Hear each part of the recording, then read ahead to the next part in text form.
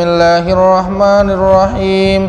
अल्लज़ीना युनफ़िक़ूना अम्वालहुम फ़ी सबीलिल्लाहि सुम्मा ला युतबिऊना मा अनफ़क़ू मन्नन वला अज़ल्लहुम अजरुहुम इंद रब्बिहिम वला खौफ़ुन अलैहिम वला हुम यहज़नून क़ौलुम मअरूफ़ुन व मग़फ़िरतुन ख़ैरुम मिन सदक़तिन यतबउहा अज़ा वल्लाहु गनिय्युन हलीम या अय्युहल्लज़ीना आमनू ला तुब्तिलू सदक़ातिकुम बिलमन्नि वल अज़ा कल्लज़ी युनफ़िक़ु मालहु रिआअन-नासि वला युमिनु बिल्लाहि वल यौमिल आख़िर फमसलुहु कमसलि सफ़वानिन अलैहि तुराबुन फ़असाबहु वाबिलुन फ़तरकहु सल्दा ला यक़दिरूना अला शैइन मिम्मा कसबू वल्लाहु ला यहदिल क़ौमल काफ़िरीन। और जो अल्लाह के रास्ते में अपना माल खर्च करते हैं फिर खर्च करने के बाद न एहसान जताते हैं और न ईज़ा पहुँचाते हैं, उनके लिए उनके रब के पास उनका अज्र है, न उनको कोई खौफ होगा न वो गम से दोचार होंगे। भली बात और दरगुज़र उस सदक़े से बेहतर है जिसके बाद अज़ियत पहुँचाई जाए और अल्लाह बेनियाज है, बुरदबार है। ऐ ईमान वालो, एहसान जतला कर और तकलीफ़ पहुँचाकर अपने सदक़े को उस शख्स की तरह ज़ाय न कर लो जो अपना माल लोगों के दिखावे के लिए खर्च करता है और अल्लाह और आखिरत पर यकीन नहीं रखता। उसकी मिसाल उस चट्टान की तरह है जिस पर कुछ मट्टी हो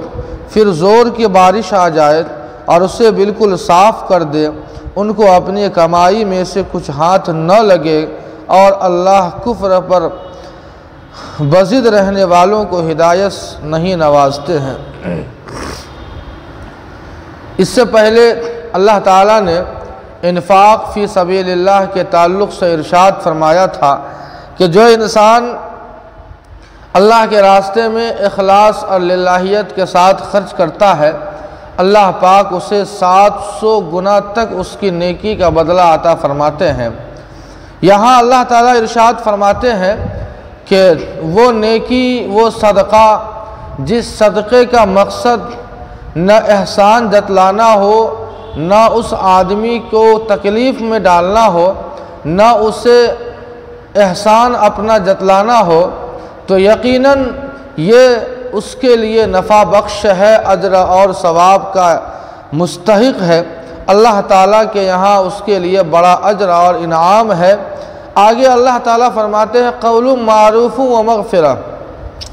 कि अगर एक साइल आपके पास अगर मांगने के लिए आता है तो आपकी ज़िम्मेदारी और फ़र्ज़ है कि अगर आपके पास है तो ज़रूर इससे कुछ न कुछ नवाजे, साइल को खाली हाथ न जाने दे। लेकिन अगर नहीं है तो क़ौलुम मारूफ़, भली बात कह दे, माफ़ी मांग ले और उसे लौटा दे। लेकिन बाज़ दफ़ा ऐसा होता है कि बेचारा साइल और मांगने वाला बड़ी परेशानी में होता है, बहुत दूर से आता है और जब जिससे मांगा जा रहा है जो मसऊल है किसी मजबूरी की वजह से अगर वो इनकार कर देता है तो यकीनन साइल और मांगने वाले को बड़ी गिरानी गुज़रती है, गुस्सा भी आता है और उस गुस्से के आलम में कुछ उल्टा सुल्टा बोल भी देता है। अल्लाह फरमाते हैं व मग़फ़िरा, उसे दरगुज़र कर दो, उसकी जो उल्टी हरकतें या बातें उसे दरगुज़र कर दो। अल्लाह फरमाते हैं खैरुम मिन सदक़तिन यतबउहा अज़ा, कहते हैं कि जो इंसान भली बात किसी को कह दे साइल को, या ये कि उसकी उल्टी सीधी हरकतों को माफ़ कर दे, तो ये अच्छा है उस सदक़े से। इंसान उस सदक़े से अच्छा है जिस सदक़ा को इंसान इसलिए करता है ताकि हम एहसान जतलाए या उसके ऊपर तकलीफ़ हम उसे डालें। यानी किसी को तकलीफ़ में डालने या एहसान जतलाने के लिए सदक़ा करने से अच्छा है कि इंसान भली बात कह दे या ये कि उसे माफ़ कर दे, ये बेहतर और ये अफजल है। आगे अल्लाह फरमाते हैं कि ऐ ईमान वालो, जिस तरह एक वो इंसान जो अल्लाह के रास्ते में महज दिखलावे के लिए खर्च करता है, रुपया तो खर्च कर रहा है लेकिन दिखलावे के लिए, लोगों के दिखावे के लिए कि लोग हमें हातिम ताई कहे, हमें सखी कहे, दयालु कहे, अगर इंसान का मकसद नेक काम करने या सदका करने का अगर ये है तो उसका कोई फ़ायदा नहीं, चाहे कितना भी खर्च कर दे, कोई उसका मकसद कोई फ़ायदा नहीं होगा। उसका खर्च करना ना करना बिल्कुल बराबर है। बिल्कुल यही हाल अल्लाह ताला फरमाते हैं उनका है कि जो महज इसलिए किसी के ऊपर सदका करते हैं या देते हैं सदक़े का माल ताकि उसे हम तकलीफ़ में डालें या उसके ऊपर एहसान हम जतलाए, तो ये बिल्कुल बराबर है कि उसका भी कोई फ़ायदा नहीं, कोई अजर नहीं। अल्लाह फरमाते हैं कि इन लोगों की मिसाल यानी सदका करके एहसान जतलाने या उस आदमी को तकलीफ़ में डालने या दिखलावे की वजह से खर्च करने वाले की मिसाल अल्लाह फरमाते हैं कि उस चट्टान की तरह है, उस पत्थर के हिस्से की तरह है कि जिसके ऊपर थोड़ी सी मट्टी हो, जब बारिश नाजिल होती है तो वो मट्टी ख़त्म हो जाती है और